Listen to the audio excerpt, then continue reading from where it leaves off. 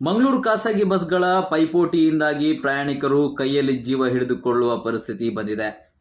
ಎರಡು ಖಾಸಗಿ ಬಸ್ಗಳ ನಡುವೆ ಪೈಪೋಟಿಯ ವಿಡಿಯೋ ಇದೀಗ ಸಾಮಾಜಿಕ ಜಾಲತಾಣದಲ್ಲಿ ವೈರಲ್ ಆಗಿದ್ದು, ಇದೀಗ ಮಂಗಳೂರಿನ ಯಮಸ್ವರೂಪಿ ಬಸ್ಸನ್ನು ಪೊಲೀಸರು ವಶಕ್ಕೆ ಪಡೆದಿದ್ದಾರೆ. ಮಂಗಳೂರು ಮೂಡುಬಿದಿರೆ ರೂಟ್ನಲ್ಲಿ ಸಂಚರಿಸುತ್ತಿದ್ದ ಜೈಂಟ್ ಟ್ರಾವೆಲ್ಸ್ ಬಸ್ ಓವರ್ಟೇಕ್ ಮಾಡುವ ಭರದಲ್ಲಿ ಅಪಾಯಕಾರಿ ಚಾಲನೆ ಮಾಡಿದ್ದಲ್ಲದೆ ಒನ್ ವೇ ರಸ್ತೆಯಲ್ಲಿ ಅಪಾಯಕಾರಿಯಾದ ರೀತಿಯಲ್ಲಿ ಬಸ್ ಚಾಲನೆ ಮಾಡಿದ್ದಾನೆ. ಈ ಬಸ್ನಲ್ಲಿ ಪ್ರಯಾಣಿಕರು ಪ್ರಾಣ ಕೈಯಲ್ಲಿ ಹಿಡಿದು ಪ್ರಯಾಣಿಸುತ್ತಿದ್ದಾರೆ. ಇನ್ನು ಸಾಮಾಜಿಕ ಜಾಲತಾಣಗಳಲ್ಲಿ ಖಾಸಗಿ ಬಸ್ ವಿರುದ್ಧ ವ್ಯಾಪಕ ಆಕ್ರೋಶ ವ್ಯಕ್ತವಾಗಿದೆ. ಸಾರ್ವಜನಿಕರ ಆಕ್ರೋಶದ ಹಿನ್ನೆಲೆ ಮೂಡುಬಿದಿರೆ ಪೊಲೀಸರು ಬಸ್ಸನ್ನು ವಶಕ್ಕೆ ಪಡೆದಿದ್ದಾರೆ.